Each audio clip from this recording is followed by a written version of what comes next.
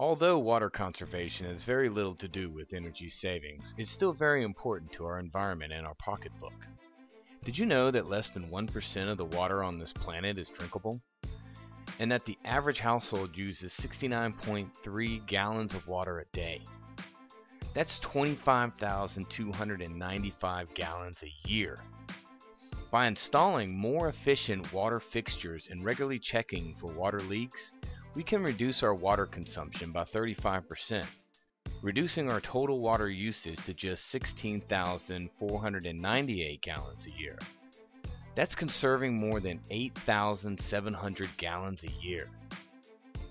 That's a potential savings of $185 annually.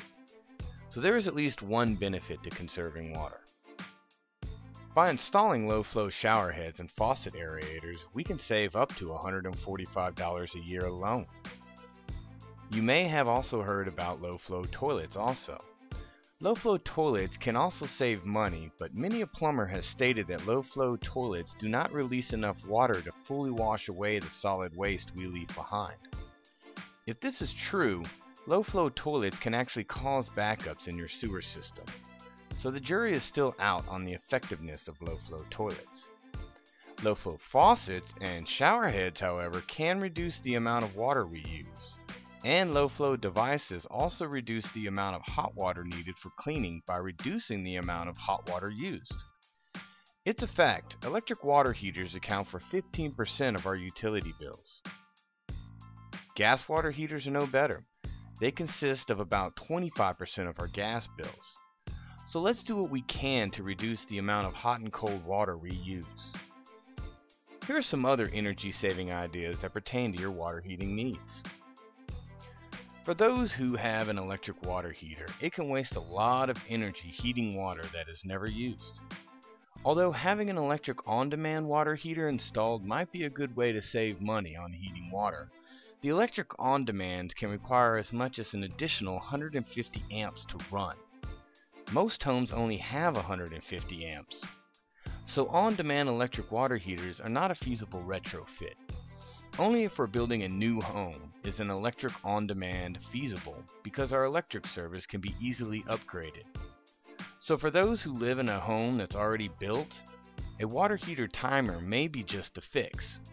By installing a water heater timer, you can adjust the time your water heater warms your water. For instance, if you have a pretty consistent sleep schedule, you can set the water heater to turn off at midnight and turn back on at 4:30 in the morning, just in time for your 5:30 a.m. shower. Also, you can program the timer to stop heating water at 10 a.m. and have the hot water turn back on at 4:30 in the afternoon. Once again, just in time to have hot water for preparing dinner and cleaning dishes after dinner. And if your water heater is outside a conditioned area, you may want to consider additional thermal protection. Installing a water heater blanket for outdoor water heaters can save as much as 15% on our water heating costs. And don't forget about the pipes in our attics and under your home. Uninsulated hot water pipes in our attics and under our homes can account for 2 to 4 degree temperature loss before our hot water even reaches the tap. So by wrapping our pipes with insulation, we can hold on to our hot water.